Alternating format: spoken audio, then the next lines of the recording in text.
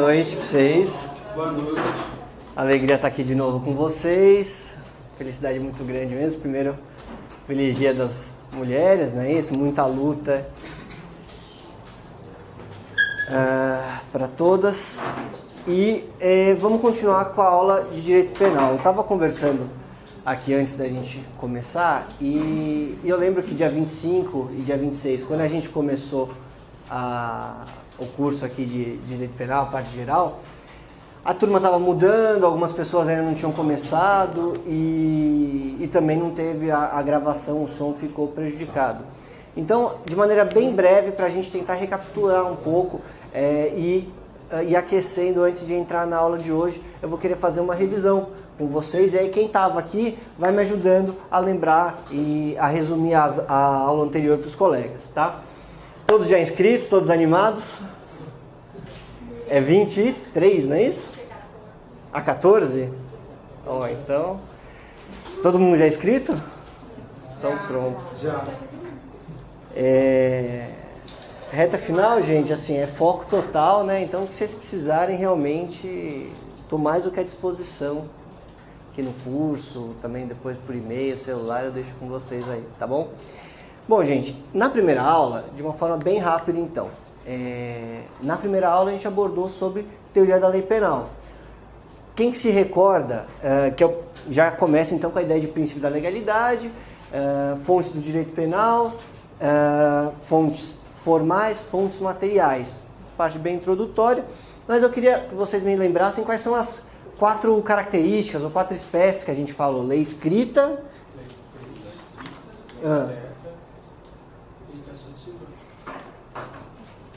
Como é que é? Então vamos lá. Escrita. Certa. Prévia, isso. Bom, e em cada uma dessas categorias a gente lembrou uma coisa. Por exemplo, medida provisória. Pode criar crime? Não. Pode tratar sobre direito penal medida provisória? Não. Nem para beneficiar o réu? Aí sim. Lembra a questão do Estatuto de Desarmamento, em que havia a possibilidade, a abolir isso por meio de medida provisória, para devolução das armas, que prorrogou o prazo da anistia. A gente falou também da questão...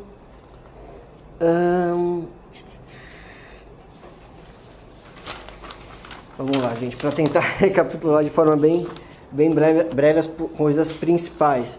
Analogia é permitida em direito penal? Em regra não, salvo para beneficiar o réu, exatamente. Ou seja, analogia em bonum partem. Alguém me dá um exemplo de analogia em bonum partem?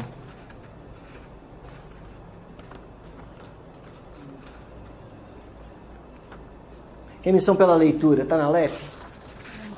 E como é que começou a se aplicar a remissão? É admitido remissão pela leitura? Sim. E como é que funciona? Questão boa para prova teste para vocês, hein? Como que é a remissão pela leitura?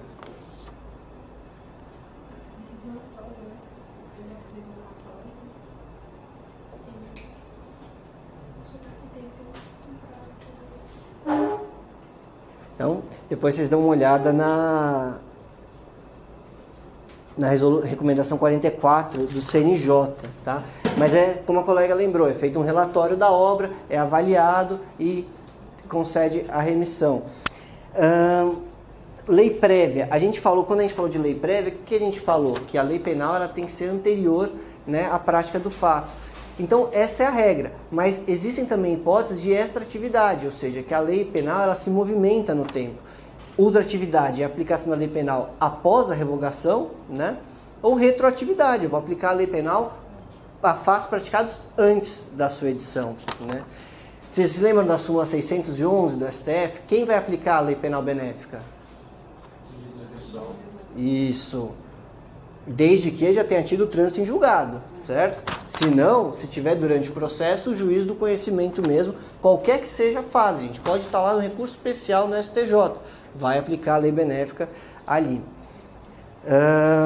E a gente falou que existem 2 hipóteses de leis penais mais benéficas, se recorda? A lei pode ser um abolício criminis, aquele fato deixou de ser crime, ou uma novatio legis in melius. Aí a gente falou, e isso eu acho um ponto legal para a gente recordar rapidamente, da lei penal, da norma penal em branco e da questão da retroatividade. A lei penal em branco retroage? A norma penal em branco retroage? Vamos lá, o que é a lei penal em branco? Se for para beneficiar o réu, sim. Essa é a regra. Mas mesmo na lei penal em branco, vocês se lembram que eu tenho a lei penal em branco homogênea e a lei penal em branco heterogênea? Vocês se lembram dessa diferenciação? Sim. Qual que é o que é uma e o que é outra? Homogênea provém do mesmo ponto de produção e heterogênea uma produção diversa, como, por exemplo, as drogas. Perfeito. Então, na lei penal em branco homogênea, aplica a regra que o colega lembrou, sempre retroage. Mas na lei penal em branco heterogênea, por exemplo, no caso da lei das drogas, se na portaria deixou de prever, por exemplo, uma substância qualquer lá, a substância, por exemplo, cloreto de etila, que é a substância do lança-perfume, retroage ou não retroage?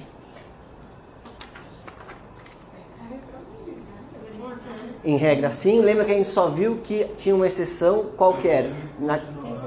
Isso, aquelas que são de caráter excepcional ou temporário, porque elas são da própria variação. Isso é uma própria interpretação do artigo 3º do Código, né? Lógico.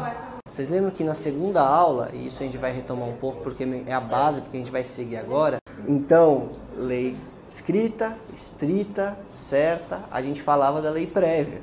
Lei prévia, a regra é não retroagir, salvo para beneficiar o réu, e aí a gente estava lembrando que existem exceções, que são a ultratividade ou a retroatividade da lei penal. Lei penal retroativa, para beneficiar o réu, a gente falou que podiam ser de dois tipos, a abolício ou a novatio legis in melius. A gente lembrou também que uma exceção a isso é a questão da lei penal em branco heterogênea, porque se é o complemento que vem de uma norma que não é da mesma fonte normativa, ou seja, de um regulamento, de uma portaria, qualquer coisa que seja, e essa portaria, esse complemento tiver um caráter transitório, um caráter excepcional, ela não vai retroagir. Aí a colega bem lembrou que o artigo 3º fala isso também das leis penais. A própria lei penal, se tem um caráter transitório, excepcional, não retroage, que é o caso da Lei Geral da Copa. Perfeito. Aí, sobre abolício, uma pergunta bacana para cair em primeira fase, porque é aquela coisa que derruba um monte de candidato. Qual que é a natureza jurídica da decisão que reconhece abolício crimes? Extingue a punibilidade, exatamente, está no 107, inciso 3º. E atinge todos os efeitos penais, mas os efeitos extras penais da condenação não são atingidos. A gente lembrou na súmula 611 também, do STF, cabe ao juiz da execução, no caso de trânsito em julgado, aplicar a lei nova. Aí, gente, o que eu quero... Bom, se a gente tem a abolício e a novatio legis in melius de um lado, a gente tem as que prejudicam e, portanto, jamais retroagem. A lei penal incriminadora e a novatio legis in pejus, certo? Aí, o que eu quero lembrar com vocês, porque isso eu acho uma coisa bastante importante, em razão das últimas alterações legislativas que tiveram e tal, é aquela ideia do princípio da continuidade normativo típica. Vocês se recordam disso? Continuidade? Normativo típica. Quando é modificado, por exemplo, que nem aconteceu com o artigo 214, que passou por 214. Isso, esse é o exemplo primeiro que tem. Se você, a norma penal, embora o artigo tenha sido revogado, mas ele simplesmente foi enquadrado em outro dispositivo, você não tem a abolício, né? Você tem o princípio da continuidade normativo típica. Só que, então, o fato já era típico, mas ele migrou para um outro dispositivo. O colega lembrou do antigo 214, que era o atentado violento ao pudor, né? E incorporou no 213, no crime de estupro. Perfeito. Mas a questão que eu acho legal, até para misturar um pouco aspectos de parte especial, a lei do roubo, o artigo do roubo, Código Penal. O que aconteceu com a lei 13.654 de 2018, recentemente? Agora aumentou a pena e tirou... Antes tinha dúvida se a qualificadora por uso de arma, que tipo de arma era, se era própria, imprópria, de fogo, faca, e deixou claro que se não for de fogo não se aplica a qualificadora. Antes a jurisprudência e era pacífico, qualquer arma, porque a lei não especificava se era de fogo, branca ou, né? E agora a lei fala que é só arma de fogo. E aí a gente estava vendo que entende-se que para os crimes praticados, por exemplo, com emprego de faca, não incide a causa de aumento mais, né? Mas a gente conversou também sobre a hipótese do crime praticado com arma de fogo anterior. Há doutrinadores, inclusive o professor Gustavo Junqueira, que é respeitado, né, enfim, por todos os lugares, mas especialmente na Defensoria Pública, defensor também do Estado de São Paulo, e ele tem um artigo que ele fala que, pelo princípio da continuidade normativa típica, inclusive, por ser um elemento especializante, inclusive a arma de fogo retroage para os fatos anteriores. Então, o roubo praticado anterior à lei de 2018, mesmo com emprego de arma de fogo, não tem que ter a causa de aumento. E por que ele explica isso? Porque seria um elemento especializante e a época em que foi julgado o sujeito, o indivíduo, ele não tinha o interesse sequer em produzir essa prova, para mostrar se era de fogo, se era de pressão, se era de brinquedo, se era isso, se era aquilo outro. Se ele não tinha o interesse, ele foi condenado pelo emprego de arma de fogo, pode ser que se ele fosse julgado de novo, ele tivesse esse interesse. Então, por isso, essa é a ideia que está por detrás do princípio normativo, da continuidade normativa típica em relação, por exemplo, à Lei 13.654. Teve uma outra alteração que é importante para a gente tentar também ficar atualizado, aproveitando aqui a questão da lei posterior, que é a Lei 13.718 de 2018, que criou o 215A. Vocês sabem do que se trata? Mutilação sexual. Perfeito. E aí, é lei penal benéfica ou não ao réu?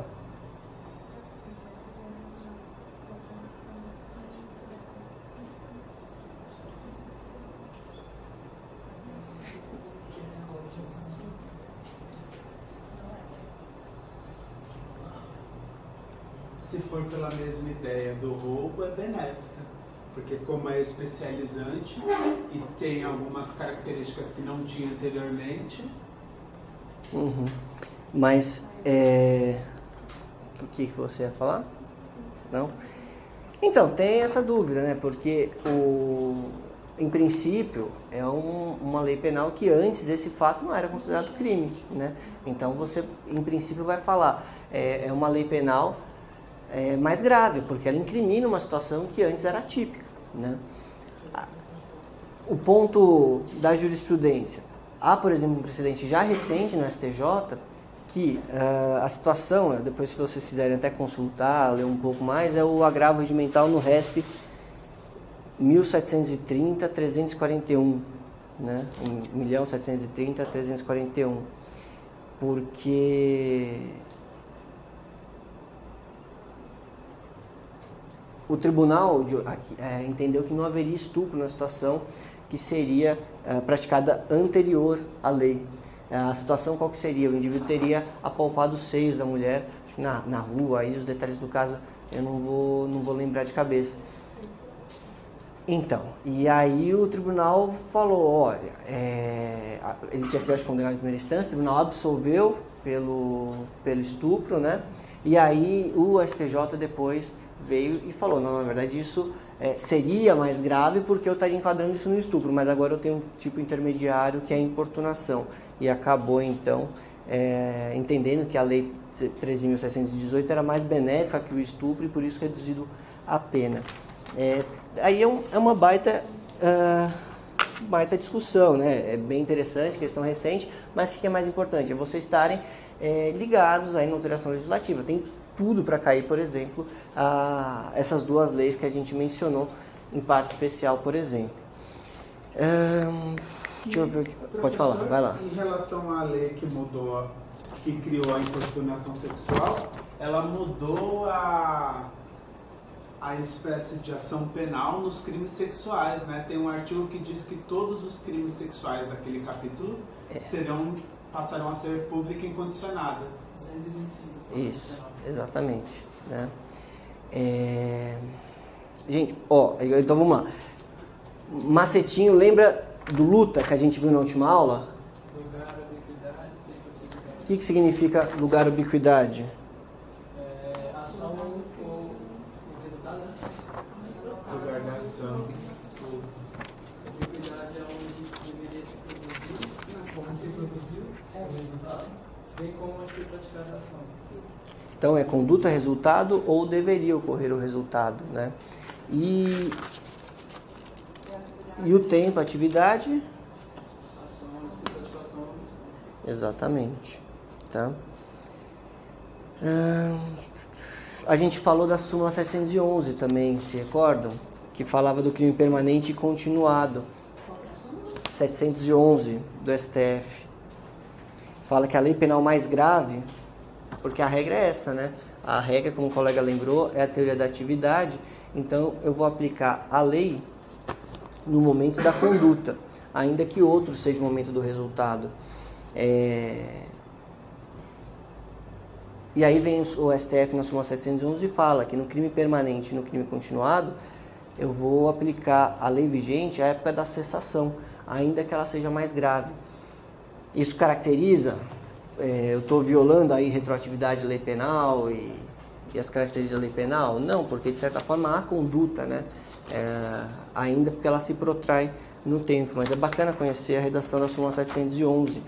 Se tem súmula, é porque houve, então, divergência sobre isso, né? Que mais? Aí, a gente foi falar de direito penal, a lei penal no espaço, lembra a questão das embaixadas? Isso eu não vou entrar aqui com vocês, porque acho que fica repetitivo e também porque não tem cara de que isso cair em prova de primeira fase da defensoria. Então eu já vou me encaminhando aqui para retomar. Então, com isso a gente acaba um resumo da parte da teoria da lei penal. Vamos começar agora, então, retomar um pouco a teoria do crime que a gente começou na última aula, na segunda aula, tá? Vamos lá. A gente começou estudando porque eu perguntei para os colegas assim, o que é crime, né? E aí a gente chegou a 3 conceitos, vamos chamar assim. A gente chegou num conceito formal, crime é o ilícito seguido de pena. A gente chegou num conceito material, que crime era algo grave, que causa repulsa à sociedade e tal. Só que a gente percebeu que esses 2 conceitos não eram suficientes, não eram práticos, não tinham aplicação para o jurista, porque não levavam, a gente não conseguia então julgar, saber se aplicava ou não aquela lei penal com base nessas definições. E daí a gente viu que existe o conceito analítico de crime. O que é esse conceito analítico? Aquele que desencadeia, que destrincha o conceito de crime em diferentes estratos. E aí a gente fez um panorama geral da evolução da teoria do crime na última aula, e na aula de hoje a gente começa a estudar o primeiro elemento. A gente lembra que a gente até perguntou, então é fato típico, antijurídico, punível, culpável, como é que funciona essa coisa, injusto e tal? Bom, resumindo a história, o Brasil adota a teoria tripartite, fato típico, antijurídico, culpável, tá certo? E hoje a gente vai começar a ver o primeiro desses elementos, né, do crime, que seria então fato típico. Resumão é esse. Mas, antes da gente começar propriamente a aula de hoje, eu acho que é muito importante a gente fazer, ainda que seja de maneira bem breve, e eu quero que os colegas me ajudem a lembrar como que se deu a evolução da teoria do crime, né? Então, vamos fazer assim. Teoria do crime.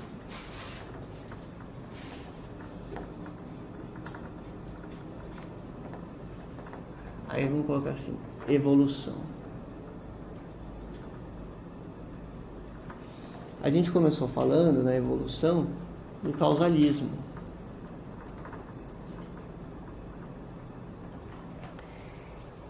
E o que a gente começou falando? Então, os nomes que podem aparecer para você, isso em prova teste, às vezes é sempre muito importante, salvo a sua questão, né? Então, causalismo naturalista, positivo naturalista, causal naturalista, clássica, mecânica, são todos sinônimos para o mesmo momento, para um mesmo sistema penal, tá? O que eu quero que vocês se recordem aqui? De List, lembra? E Belling.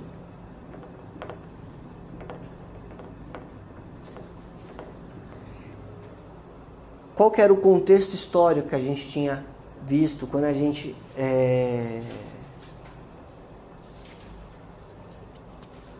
tratou disso na outra aula? Era uma ideia que o Estado burguês está surgindo, então eu tenho um apego, uma idolatria à lei, né? E o direito penal, o direito de uma forma geral, ele servia como um instrumento contra o poder absoluto, o poder monarca. Essa era a ideia, então. Para isso eu queria direito, para isso eu queria direito penal, né? Então aqui eu estou permeado de ideias positivistas, eu estou permeado do quê? Da ideia do cientista. E para eu trazer a ideia de ciência para o direito, o que eu preciso? Eu preciso aproximar o direito às ciências exatas. Lembra que a gente até brincou assim, pensa num cientista, quem que você imagina? Você imagina um cara de terno, um sociólogo, alguém fazendo expedições na Mata Atlântica para ver... Ou você imagina um cara vestido de branco, um tubinho de ensaio na mão, fazendo explosões no laboratório. Esse é o cientista que vem na nossa cabeça. E é essa ideia que está aqui por trás do causalismo. A ideia é, eu preciso das ciências naturais para eu ter um rigor científico, para eu poder chamar isso de ciência. Tá? Por que isso é importante? Porque isso significa que o método aqui...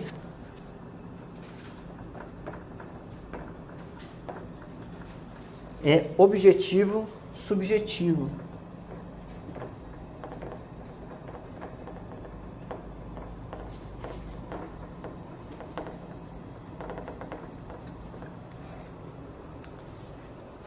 Primeiro é o objetivo, que eu consigo apurar da realidade pelos sentidos. E depois o que eu posso concluir em relação à intenção da pessoa, tá? Por isso que no modelo causalista, tipicidade e antijuridicidade,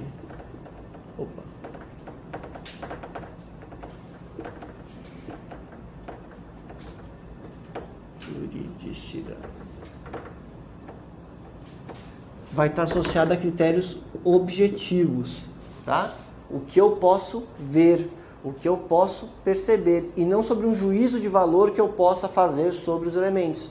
Vocês já vão compreender melhor quando a gente começar a dar os exemplos. E na culpabilidade,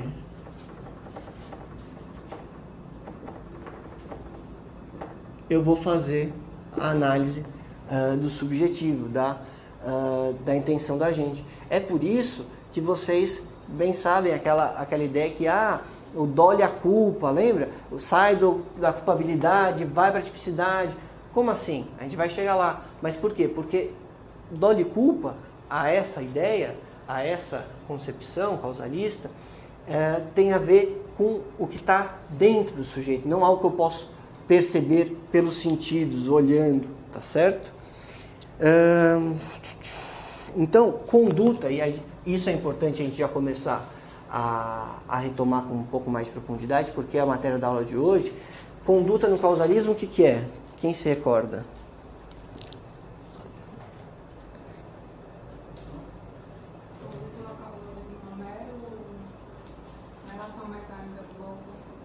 Exatamente, é movimento corpóreo voluntário que produz modificação no mundo exterior perceptível pelos sentidos. Mas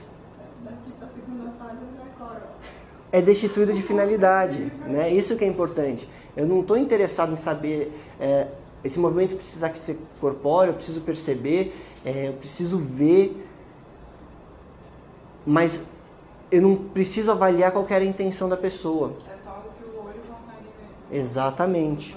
Tá?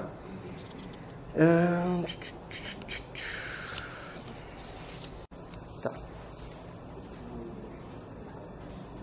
Aqui, bom, isso a gente vai ver depois mais pra frente, não vou retomar agora. Tá.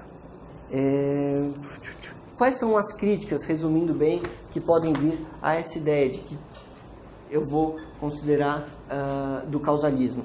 Bom, a primeira é que a ausência de juízos de valor na tipicidade, certo?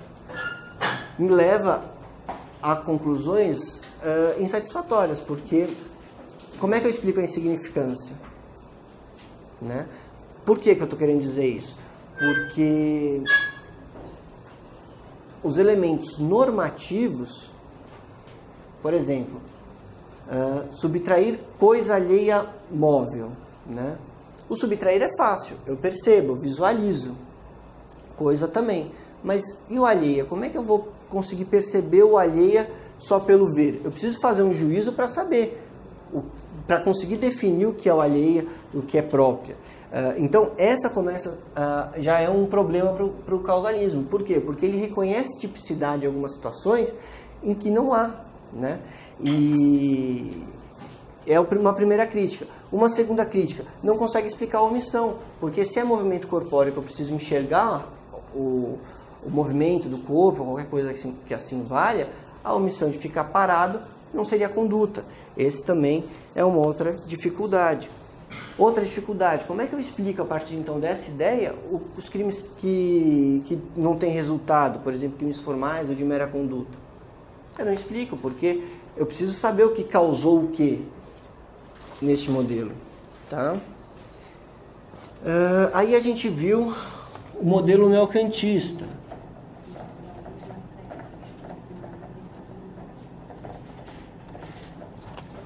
E aqui, ou teoria causal valorativa, tá?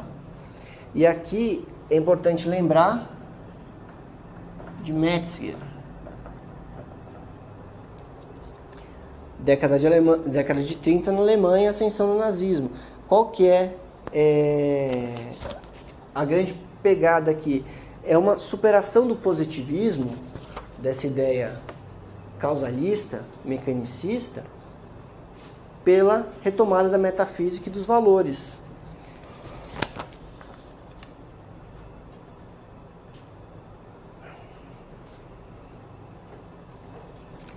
A tipicidade, então, deixa de ser meramente objetiva, porque ela vai refletir um juízo de valor também. Ou seja, eu vou ter que perceber se aquela conduta, furtar, matar, qualquer que seja, é proibido ou não.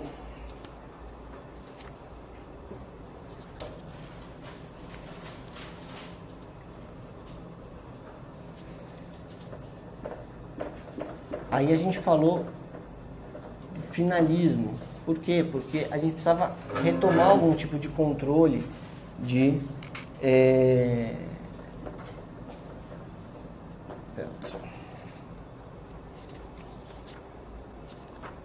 vamos fazer a ponte, senão fica perdido. Então, neocantismo. Qual que é a ideia do neocantismo? Não necessariamente vai ser o juízo de valor que vai definir se aquela conduta, por exemplo, pode ser típica ou não típica, né? E aí eu perco, por exemplo, o referencial do movimento. E aí eu posso chegar na ideia de pensar é crime, ser é crime e por aí em diante, certo? Essa é a grande crítica política que é feita no neocantismo e que vai justificar, por exemplo, o nazismo. No causalismo, isso jamais era possível. Por quê? Porque o ser eu não consigo ver pelos sentidos, eu não consigo perceber o ser pelos sentidos. Mas no modelo neocantista, sim. Então é isso que o finalismo de Weltzl vem corrigir, num momento já final da Segunda Guerra Mundial, ascensão da década de 40 e tal. E aí a gente viu que a palavra-chave para a gente entender finalismo, o que é? Ontologia, estudo do ser das coisas. Weltzl vai falar o quê? Conduta não é o que o juiz quiser que conduta seja. A conduta tem um sentido ser em si, né? Eu tenho algo que é pré-jurídico que vai definir o que é conduta. Eu não posso simplesmente falar que conduta é... Não, conduta e o direito criar a própria realidade. Não, conduta tem um ser que está por trás dos conceitos jurídicos, tá?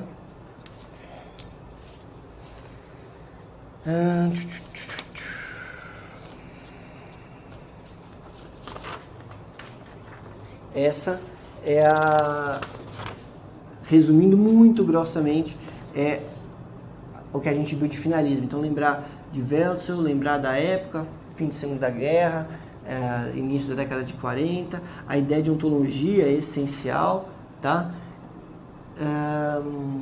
E aí vem a crítica, né, dos funcionalistas. Na década de 70,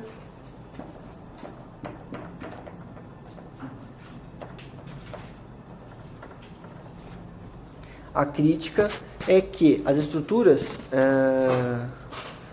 de direito penal, elas têm que ser criadas para cumprir um objetivo e uma função que lhes são próprias, certo? Então,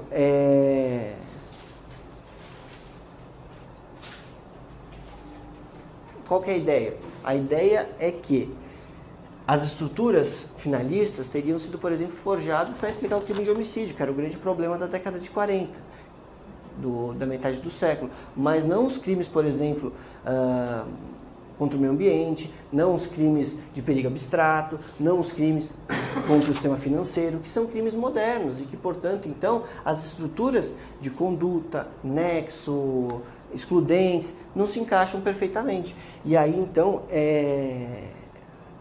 a partir da ideia funcionalismo, você precisaria refundar o direito penal a partir, então, de estruturas que permitissem que ele cumprisse a sua função.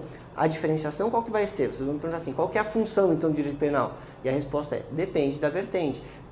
Uma vertente funcionalista em Roxin vai falar que é a tutela subsidiária de bens jurídicos essenciais. Em Jacobs,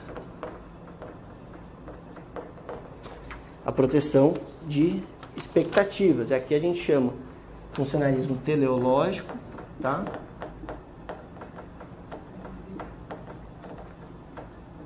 E aqui funcionalismo radical.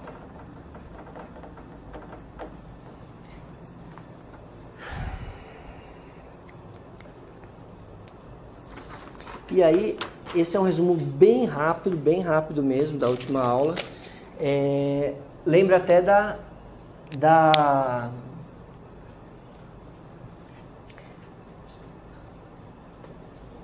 crítica que os finalistas faziam ao funcionalismo e vice-versa. O funcionalismo vem e fala, eu preciso... as bases finalistas, a ontologia não serve. Por quê? Porque, a depender de qual finalidade que eu vou atribuir ao direito penal, como tutela subsidiária de bens jurídicos fundamentais, ou se não, para preservar a expectativa, que seja, a estrutura do direito penal muda. Isso aqui era possível, por exemplo, num finalismo? Não, porque é pré-jurídico. Se lembram qual que era a grande trava do finalismo? E o finalismo vira para o funcionalismo e fala, eu já vi essa novela, ela se chama neocantismo e ela deu no nazismo. Se lembram basicamente disso? Então, esta evolução, ela é muito importante e até assim, lembrar os nomezinhos, né? Parece bobeira, mas numa prova teste, às vezes é isso que vale a sua questão, né? Disse tudo isso porque, evidentemente, que cada uma dessas teorias, ela vai tratar de uma forma a tipicidade, a antijuridicidade, a culpabilidade e por assim diante, tá? Hoje, então, a gente vai vou tentar tratar da tipicidade. Agora começa a aula de hoje. Então, se eu estiver indo muito rápido e estiver ficando difícil de entender, por favor, me interrompam e a gente volta e fala de novo, fala de outra forma e tal, para ficar um pouco claro. Eu vou tentar ir rápido, até para conseguir dar conta de tudo, mas também não adianta dar conta de tudo e ninguém entender nada. Então, conto de verdade com a colaboração de todos. Se tiver confuso, se tiver isso, me falem que a gente retoma. E qual que é, vamos dizer assim, a base que a gente vai estudar? Bom, se diz que o Brasil adotou a teoria finalista, então, com base, em princípio, a partir daqui, nós vamos, nas próximas aulas, ver esses 3 estruturas, tá certo? Bom, quando eu falo em fato típico, qual que é a primeira... A primeira ideia, assim, que vem na cabeça? O que vocês pensam quando fala fato típico? Como crime ou contravenção, certo? Então, exatamente isso. Eu tenho a figura no Brasil de um crime inominado? Não, né? Porque a gente acabou de ver que a lei penal é escrita, certo? Beleza.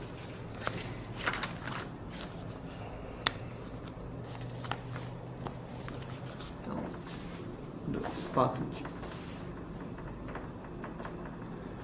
Em fato típico, o que eu vou estudar, então? Eu vou estudar conduta,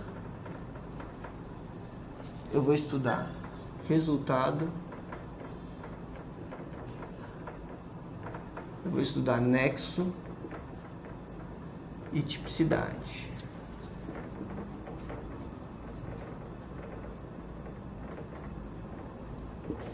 Beleza.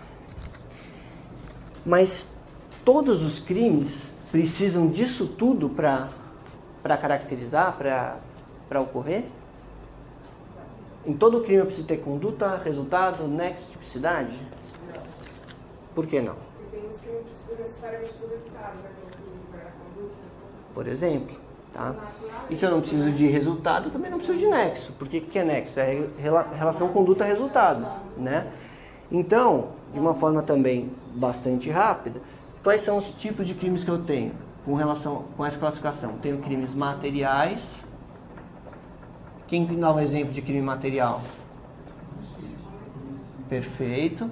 Eu tenho crimes... E qual que é a grande pegada do crime material?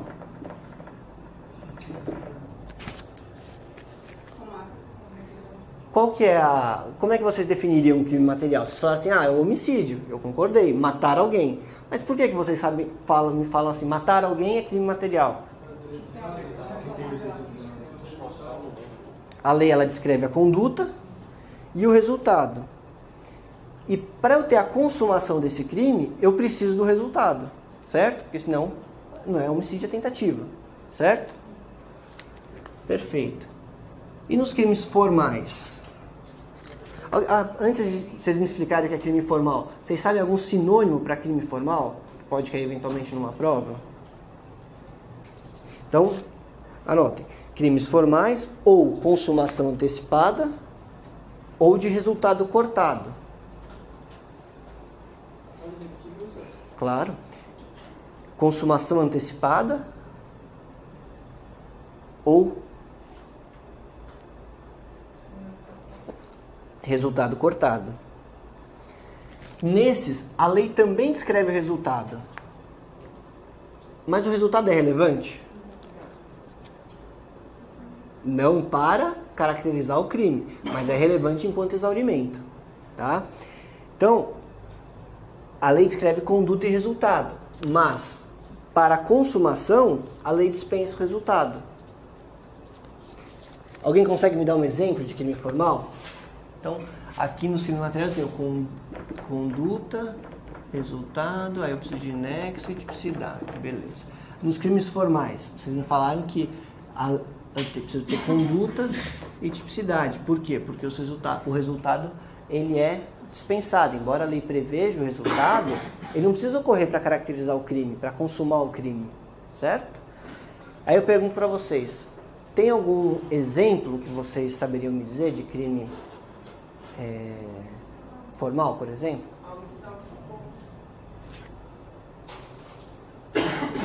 Omissão de socorro. Sim. Omissão. Boa. Omissão de socorro. Depois a gente vai ver as especificidades dos crimes omissivos. Um outro exemplo bacana é extorsão, tá? E um outro que eu quero, que acho muito importante também, porque tem súmula. 244B do ECA, salvo engano é a súmula 500 do STJ, depois se alguém puder conferir para mim, tá? Qual que é o crime 244B do ECA? É a corrupção de menores, tá? Eu preciso ter o resultado, eu preciso provar que, por exemplo, o adolescente teve algum prejuízo na formação, qualquer coisa que eu seja, com a prática do crime? Não, o resultado, ele não precisa ocorrer para caracterizar o crime, basta a conduta, certo? É isso que está lá na súmula, salvo engano, 500, essa mesmo, do STJ, tá? E a colega lembrou também dos crimes de mera conduta.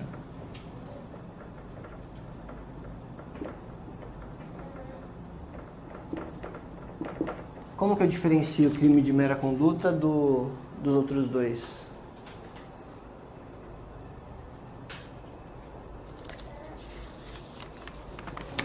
Esse é aquele que a gente tinha o dever de agir? Não, esse a lei descreve só a conduta. Pouco importa qual que é o resultado ou deixa de ser. Não, o exigir é formal. Por quê? Na corrupção passiva, por exemplo, né?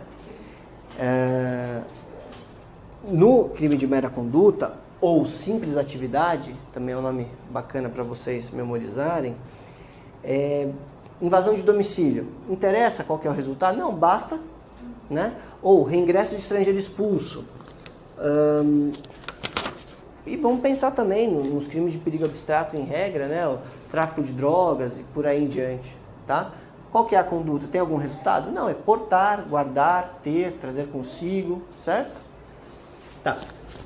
Então aqui a gente... Oi, pode falar. Qual é exatamente a diferença de crimes de mera conduta para crimes formais? Porque, assim, ao meu ver, parece que crime de mera conduta é um tipo de crime formal, mas nem todo.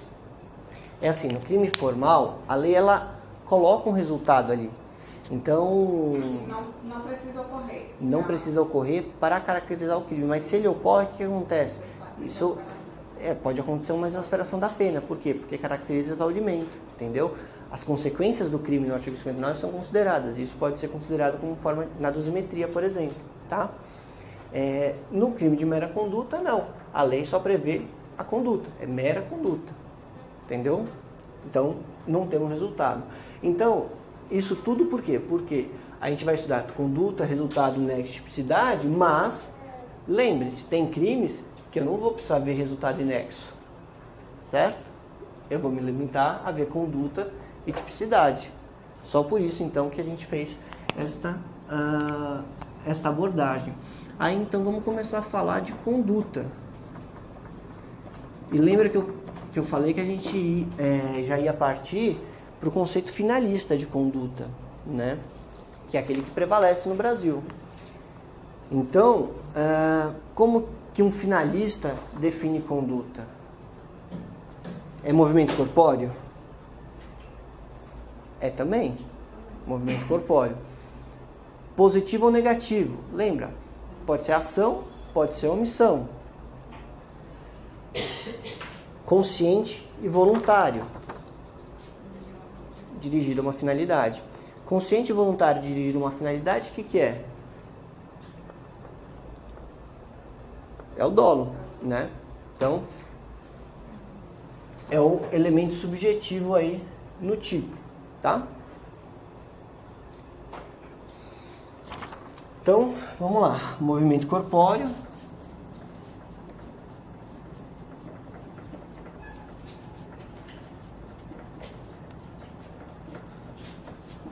Positivo ou negativo, voluntário,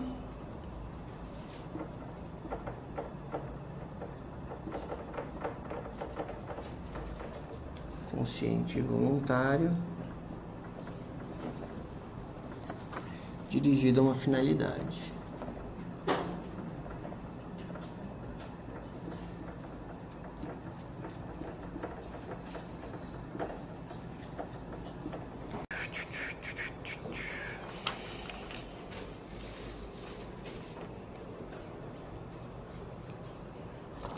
O Nelson vai falar, né, que a ação humana é o exercício de uma atividade final. Isso aqui.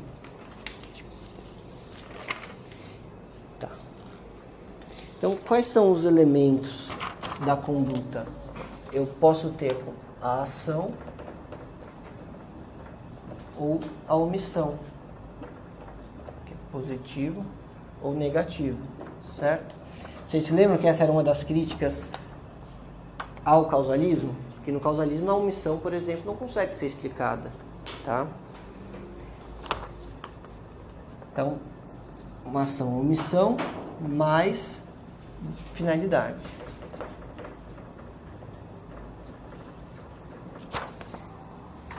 Beleza. Bacana até aí. A gente sabe quando tem conduta. Quando tem, então, movimento corpóreo positivo ou negativo, consciente e voluntário, dirigindo uma finalidade. E quando eu não tenho conduta?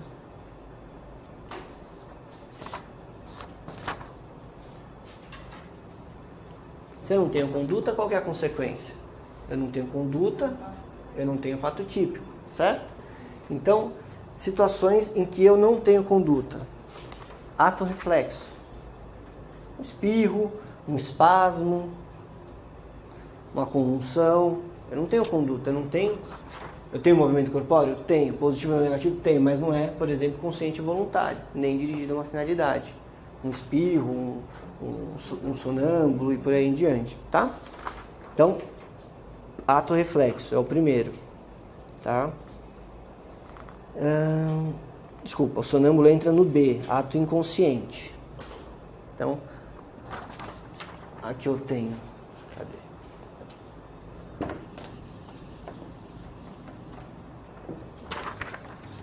Ops, não tem conduta. Aqui eu tenho o ato reflexo. Como é que eu chamo? Ato inconsciente.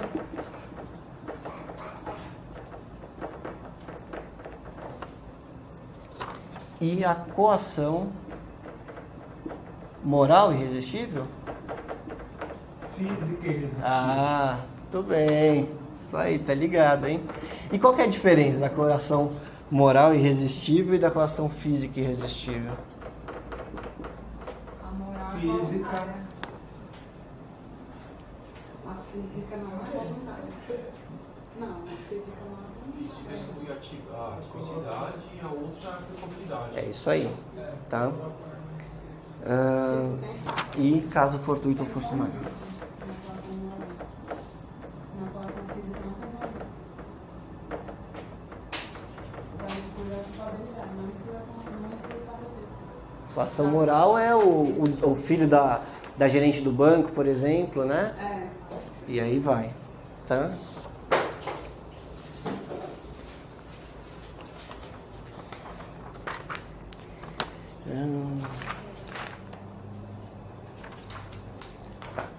Isso aqui ficou claro? O que é conduta e quando eu não tenho conduta? Então, pensou em conduta, lembra do conceito finalista, lembra das 4 exceções. Beleza. Agora, não confundir. OBS 2.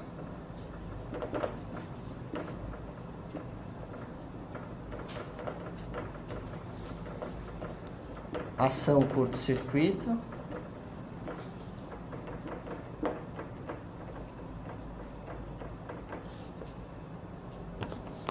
E automatismos.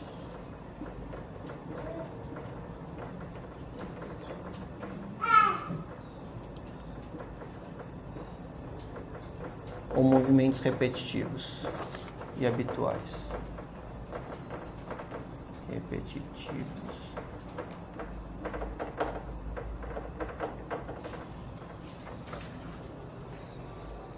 O que é uma ação em curto-circuito? É uma reação explosiva, automática, sem pensar e tal. Isso a doutrina considera que não é um ato reflexo, um ato inconsciente. É uma ação curto-circuito, portanto, eu tenho conduta. Exemplo, nos filmes estacionários. Por exemplo, né? Ou imagina que Alguém aqui, muitos de vocês dirigem, alguém aqui fica pensando quando está dirigindo, agora eu tenho que reduzir para a segunda. Não, calma, agora eu vou pisar aqui e engatar a terceira, mas o caminhão vai parar, então eu preciso jogar ponto morto. Ninguém dirige assim, isso é um automatismo. Mesmo assim, se entende que há conduta. Por quê? Porque, ainda que não seja...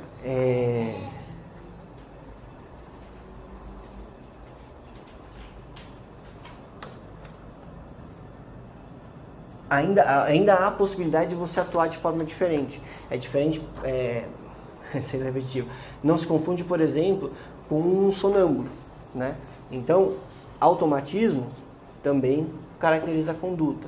Ou ainda, imagina aqueles linhas de produção, por exemplo, né? Então, um operário na fábrica, por exemplo, fica sempre lá, chega a peça, ele levanta e abaixa, chega a peça, levanta e abaixa. Isso também é considerado para direito penal como conduta, certo? Beleza. Aí a gente tem as espécies, né, de conduta. E a grande dificuldade aqui muitas vezes é porque a ação, vamos dizer assim, ela é mais fácil de a gente compreender, mas às vezes o que a gente se perde um pouco é para entender a omissão, né? Omissão que pode ser porque eu fiquei parado e não fiz nada, né? Então, no caso de omissão de socorro, por exemplo, está lá acontecendo a situação e eu estou simplesmente parado, não estou me mexendo, tá? Vamos dizer assim, uma distensão muscular. Mas também eu posso ter, para o direito penal, uma omissão que a pessoa se movimenta. O que eu estou querendo dizer assim? Vamos supor que está tendo o fato que eu deveria então prestar o socorro, mas ao invés de ficar parado, eu pego e saio correndo para o outro lado. Isso também é omissão de socorro, né? Ou seja, eu tenho omissão não só quando o sujeito não age, mas quando às vezes ele age em desacordo com a norma, certo? Ou seja, eu posso ter também omissão por ação diversa da esperada, né? Uma omissão por meio de uma ação.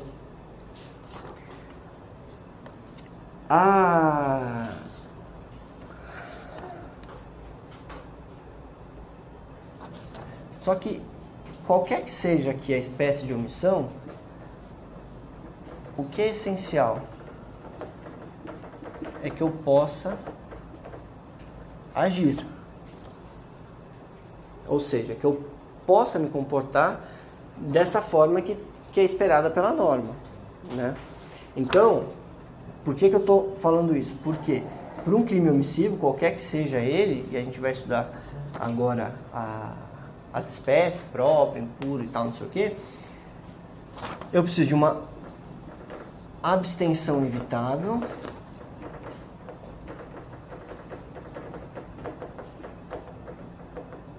e eu preciso de uma violação de um dever de ação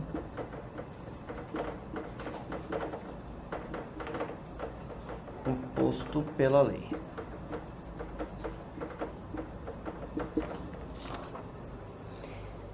E aí, então, eu vou ter dois tipos de crimes omissivos. Eu tenho os próprios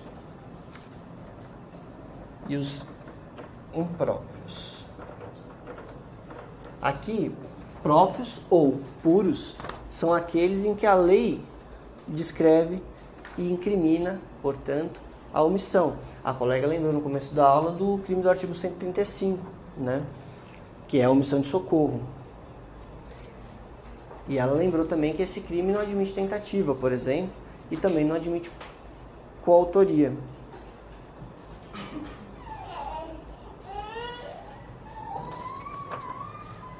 Acho que a gente poderia até falar que mais do que crimes de mera conduta ou mera atividade, seriam crimes de mera inatividade, né?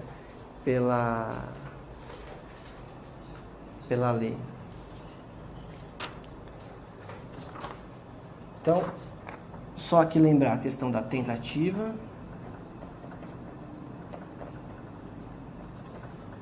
E coautoria. tá? Ficou claro aqui esse primeiro? De crime omissivo próprio por hora.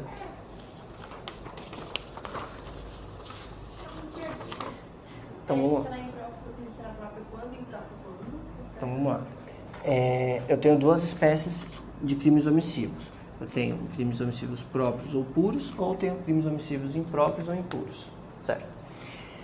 Nos crimes omissivos próprios, a lei descreve uma omissão, então é como se fosse uma lei mandamental, uma norma mandamental, omissão de socorro, artigo 135, né?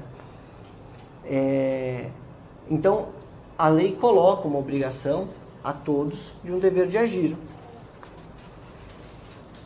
O impróprio é em razão da condição do agente, por exemplo, um bombeiro que deixa de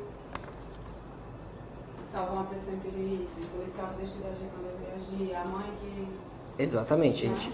Exatamente isso. O agente vai responder pelo crime descrito na lei, acumulado com a omissão, não é isso? Na forma omissiva, exatamente É a isso. questão da relevância da omissão, professor? Uma omissão muito relevante? Então, isso também vai, acho que vai influenciar, mas então vamos lá, a gente chega lá. O omissivo próprio, não, é porque é difícil explicar algumas, mas o omissivo próprio, pensa na omissão de socorro. Qualquer um de nós aqui, se estiver passando na rua, a gente está cometendo esse crime, porque é uma norma mandamental para todos, tá certo? Isso é muito importante e é um dever jurídico de agir, tá? Eu não posso ficar parado, eu não posso correr para o outro lado, eu tenho que agir. Isso é o crime próprio, tá? A omissão própria. Lembrando que não admite tentativa, tá? Eu não posso... por quê? Porque eu não estou relacionado com o resultado, tá? Se o resultado que eu estou querendo... vamos supor assim, a omissão de socorro, se a pessoa venha a falecer, venha a morrer mesmo ou não. Se eu prestei o socorro, eu não cometi o crime. Pouco importa se o resultado aconteceu ou não. Por isso que é um crime que a gente fala que vai mera inatividade, como a colega lembrou mesmo, no começo da aula. Já os crimes impróprios, eles são uma construção. Por quê? Os crimes omissivos impróprios? Porque eu tenho a figura do garante, tá? Qual que é a ideia? Algumas pessoas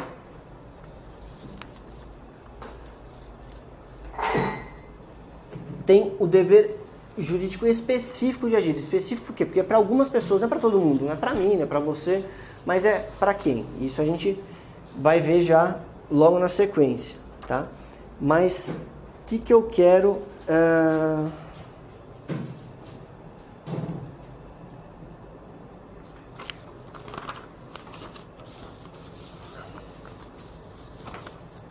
que vocês percebam, só assim, para diferenciar um do outro, que eu acho que isso é importante.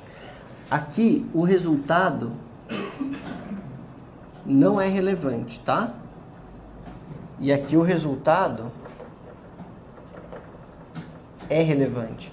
Por quê? Porque se eu conseguir evitar o resultado, eu não pratico o crime, certo? Tá. No próprio, o resultado é relevante. Então vamos lá. Tá muito abstrato, vamos falar um pouco mais concreto. Artigo... A mãe deixa a criança sem comer. Vem uma pessoa e alimenta. Então ela não morre. Isso. Então ela não cometeu o crime no caso do Francisco. Não, né? Só se vai deixar atropelando. No caso, ela não mãe de estupro, no caso da criança, a mãe com a filha de estupro, aí no caso do garante. Ó, vamos lá. Da onde que a gente está tirando isso? Para começar, então, para artigo 13, parágrafo 2º. O que o parágrafo 2º vai falar? A omissão é penalmente relevante quando o omitente podia e devia agir para evitar o resultado, tá? E aí depois ele fala, o dever de agir incumbe a quem? E é isso que é o importante no crime omissivo, impróprio ou impuro, ou, vocês já devem ter ouvido falar, e essa expressão é importante, comissivo por omissão.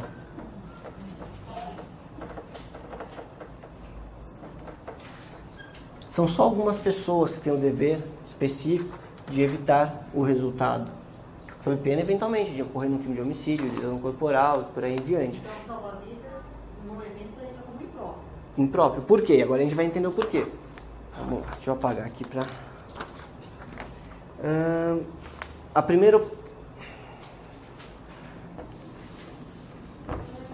primeira hipótese, qual que é? É quem pela lei está obrigado, certo? Então aqui. Não, vamos colocar um aqui.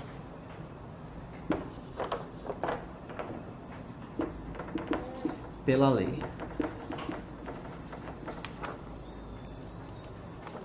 Então, imagina o bombeiro, por exemplo, né? Então tá lá uma situação, um incêndio e o bombeiro pega aí, vira as costas e vai para outro lado. Ele vai responder pela omissão de socorro? Não, porque ele tinha o dever jurídico específico de agir pela lei, ele responde pelo eventual homicídio, por exemplo, tá? Não entendeu?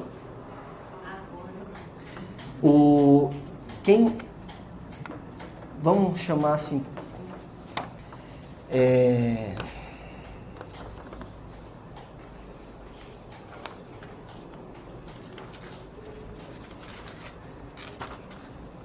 pelo compromisso contratual, vamos chamar assim.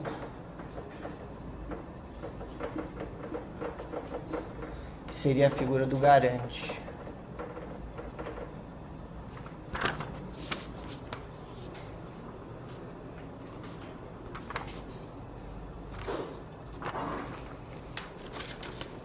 Então, vocês imaginem que eu, por exemplo, contrato uma empresa de segurança e eu estou andando com a empresa de segurança e meus seguranças nos guarda-costas e tal.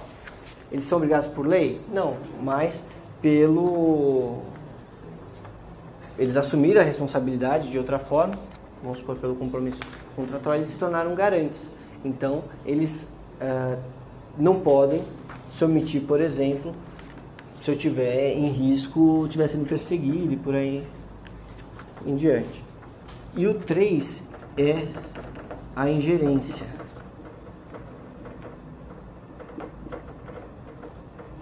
Comportamento anterior. Qual que é a ideia da ingerência? Anterior. Imagina que eu sou um nadador, sei lá, e convido o colega, falo, colega, você já nadou no mar, em alto mar, em mar aberto? Então, vamos lá, vamos fazer uma competição. Eu criei a situação de risco, certo? A situação de perigo, onde nada havia. Se o colega começa a se afogar ali no 200 metros da costa, eu tenho a obrigação, pelo artigo 13, parágrafo 2º da linha C, de evitar o resultado, sob pena de eventualmente ser responsabilizado pelo homicídio dele, certo? O salva-vidas que estava na praia, ele tem o compromisso da mesma forma pela lei. Agora, uma pessoa que estava passando pela praia, ela tem essa obrigação de evitar o resultado? Com qualquer? Não. O ponto é esse, tá? Então, salva-vidas, como ele é obrigado pela lei, ele não comete omissão de socorro, é homicídio. Isso. Exatamente. Como é que vai vir a denúncia? Vamos supor, artigo 121, cumulado com o artigo 13, parágrafo 2º, a linha A.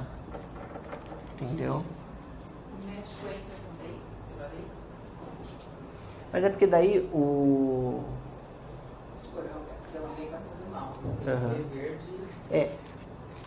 Então, mas é que aí a gente agora vai começar a ver a gente já viu quais são os casos e agora a gente vai ver os requisitos, tá? Mas, em tese, poderia. Vamos supor, chega alguém lá no pronto-socorro e o médico pega e fala assim, não, eu não vou atender essa pessoa porque ela é corintiana. E omitiu um socorro. E a pessoa vem a falecer, a gente depois vai estudar. Ele deu... A conduta dele tem um nexo com o resultado. Você entendeu? Ele não vai responder pela omissão de socorro, ele responde pelo homicídio. Só para fazer uma Então, é artigo 1º, combinado com o quê? 121, que é o homicídio, tá? O 13, parágrafo 2º, que é o que a gente está estudando agora, que são os casos específicos de dever de agir, né? E as alíneas. Aqui no caso, por exemplo, salva-vida, seria A, vamos colocar assim, tá? Isso, exatamente. São os impróprios, impuros, ou também chamados de comissivos por omissão, tá? E aqui, qual que é um diferencial importante? Eu preciso ter o resultado, certo? Se o resultado não se realiza, não necessariamente ele vai ser absolvido. Talvez ele responda pela tentativa, certo? Mas, para que eu possa responsabilizar alguém por um crime omissivo impróprio, isso não me basta. Então, a primeira coisa que eu preciso ter é esse dever jurídico específico, tá? Tem que encaixar em uma dessas posições, pela lei, o garante, a ingerência, tá? Por isso que também é importante vocês entenderem, é correto dizer, então, que são crimes próprios, certo?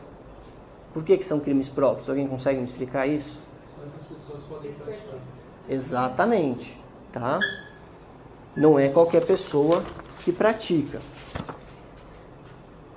Outra coisa. No caso da ingerência, no caso, qualquer pessoa pode se colocar em situação de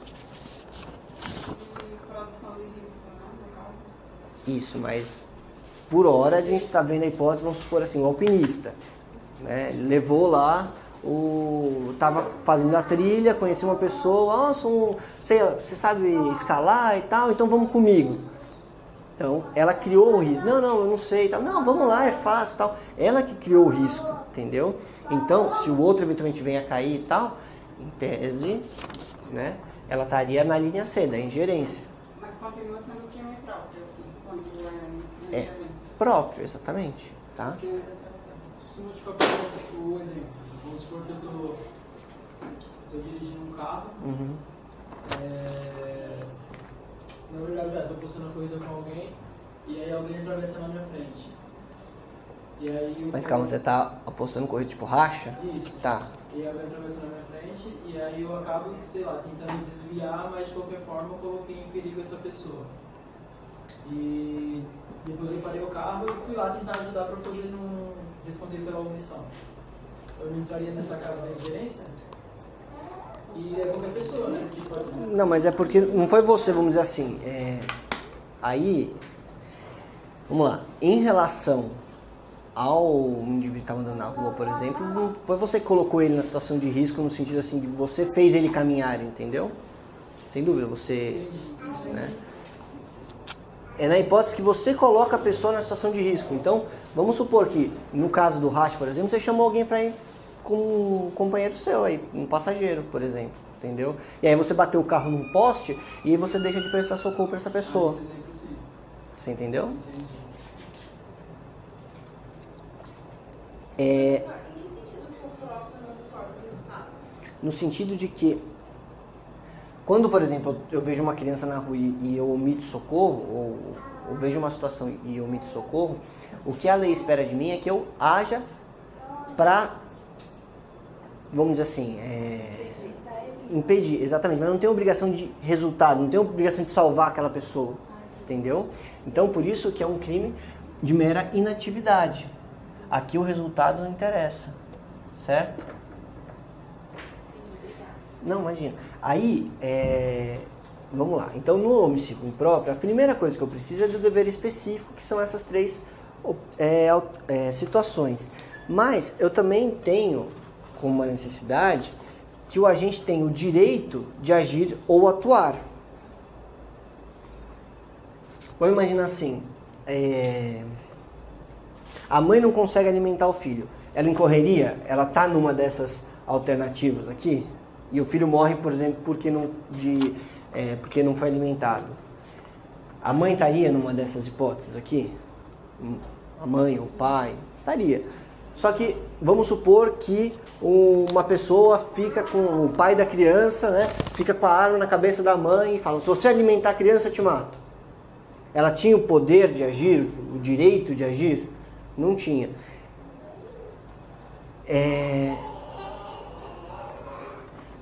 Por que isso é importante? Porque, em regra, nos crimes comissivos, a liberdade de agir, lembra que a gente falou da coação física, que eu não sei onde está mais aqui, irresistível, é o que exclui a conduta.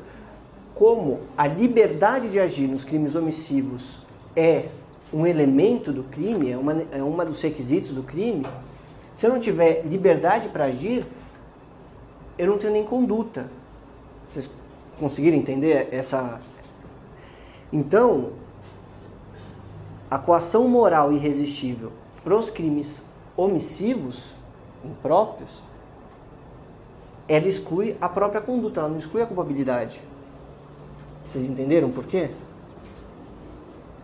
De novo, num crime comissivo, em regra, a gente até falou nos casos de que não haveria conduta, vocês me falaram, olha, é a coação física, não há moral. Por quê? Porque a moral eu vou resolver na culpabilidade depois. Eu vou avaliar se ele podia ou não agir de outra forma. Só que nos crimes omissivos, além do omissivos impróprios, além do dever jurídico específico de agir, pela lei, pelo compromisso, pela ingerência, a pessoa tem que poder agir. Se ela não pode agir, se ela não tem a liberdade de agir, ela não pratica o crime. Então ela não pratica conduta. Isso. Mas qual que é a pegadinha aqui que às vezes pode cair? É assim, a coação moral irresistível nos crimes omissivos impróprios exclui a culpabilidade. Exatamente, exclui a conduta, portanto é fato atípico. Entendeu?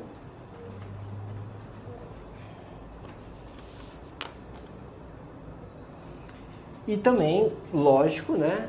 Eu preciso do elemento também na omissão.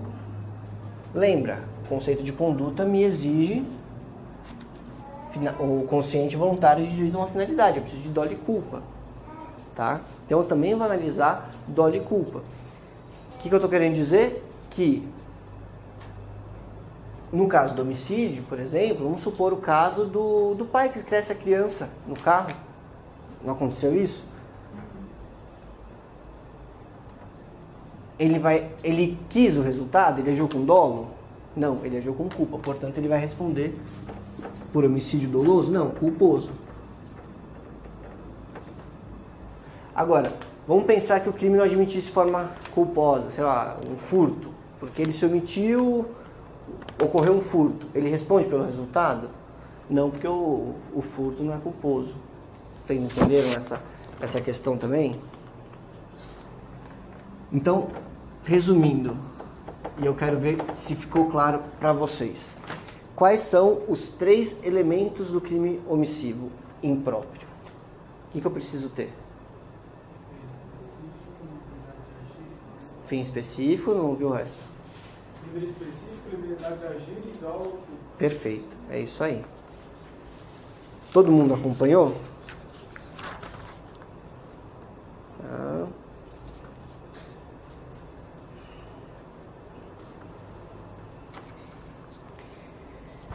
Para encerrar a conduta. Gente, que horas vocês fazem o intervalo? Só para eu... 9 horas? Tá. Para encerrar a conduta. É possível crime sem ação?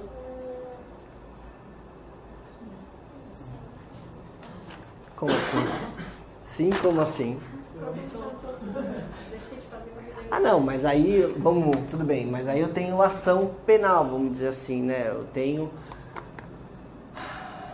Lembra que eu posso ter a omissão, né? A gente estava fora... Eu poderia, por exemplo, sem ter um movimento corpóreo positivo ou negativo, que seria a omissão consciente e voluntária de uma finalidade, eu posso entender que tem crime? Por que eu estou falando isso? Acho também que esse é o tipo de pergunta que não vem numa primeira fase, tá? Mas o que alguns doutrinadores discutem é o que a gente chama de crime de posse, tá? O crime de posse, vamos supor, ter droga em casa, guardar droga em casa, né?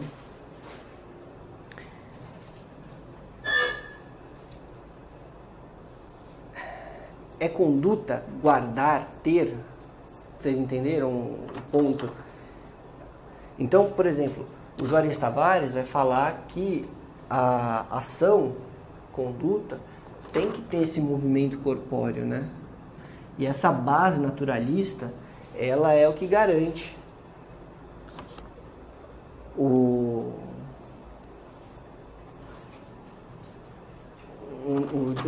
direito penal que, enfim, não puna qualquer conduta, né? Então, só um detalhe final, são esses delitos de posse que a constitucionalidade é, assim, criticada ou discutida por uma parte da doutrina. Acho que é um tema bastante legal. Mas, sinceramente, nem vou avançar muito, porque eu acho que é uma matéria mais de segunda fase, e aí a gente depois aborda. Então, resumindo, por hora, a parte de conduta. O que é importante, a gente já vai, então, pro lanche. Fato típico é conduta resultado na tipicidade. Eu tenho crimes que exigem esses 4, tenho crimes que não. A conduta, aqui um conceito finalista, movimento corpóreo positivo ou negativo, consciente voluntário dirigido a uma finalidade. Eu tenho aquelas causas que não tenho conduta, né? Inconsciente, involuntário, caso fortuito. E tenho também aqui os elementos, ação ou omissão.